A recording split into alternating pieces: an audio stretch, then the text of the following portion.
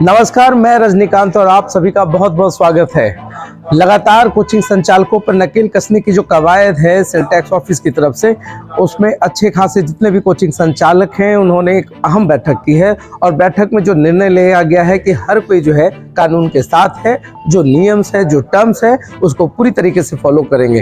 तो बात तो ये एक पहलू है जिसमें कोचिंग संचालकों ने अपनी राय व्यक्त की है और एक तय राय माना गया है कि अब जो है वो कर जो है वो सेल टैक्स को दिया जाएगा। अब जीएसटी की जो बात की जा रही है कि इसमें 18% जीएसटी जो है कोचिंग संचालकों को देना होगा। वैसे कोचिंग संचालक जो 20 लाख से जिनकी इनकम अधिक है वो लोग जीएसटी का फॉर्म और रजिस्ट्रेशन करवाएंगे, मगर इसका जो सबसे बड़ा असर पड़ने वाला है वो बच्चों की पढ़ाई पर पड़ने वाला है, क्योंकि 18% जो जीएसटी टैक्स है अब बच्चों को भी देना होगा।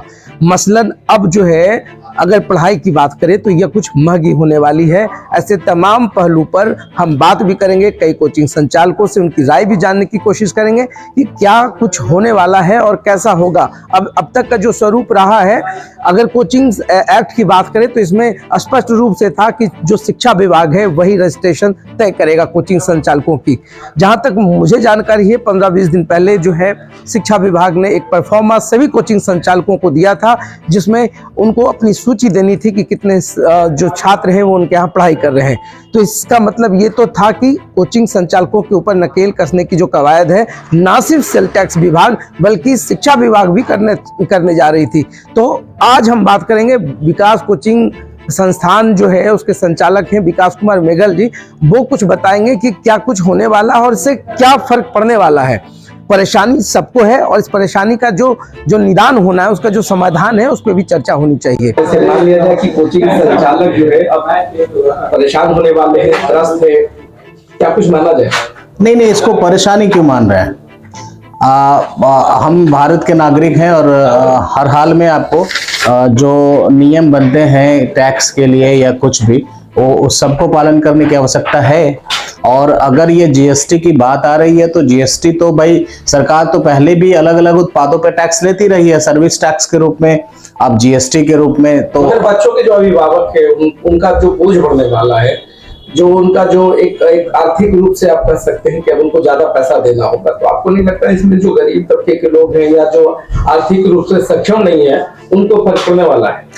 देखिए, ये तो डिपेंड करता है, चूंकि आप एक बात मान लीजिए कि जिस शिक्षक का फीस 100 रुपया है, अब उसको 11 मतलब आपको मोटा मोटी जो है 100 रुपया पे 18 यानी 118 रुपया उसको पे करना पड़ेगा। अब जिस शिक्षक का फीस 1000 रुपया है उसको 1180 रुपया पे करना पड़ेगा। तो अब कुल मिलाकर के ये तो करना ही है और टैक्स के दायरे में तो हम सबको आना है। हम लोग पहले भी टैक्स के दायरे में थे, आगे भी रहेंगे। सेल टैक्स ने जो कार्रवाई की, इसकी उम्मीद थी आपको कि ऐसा भी कुछ होने वाला शहर में?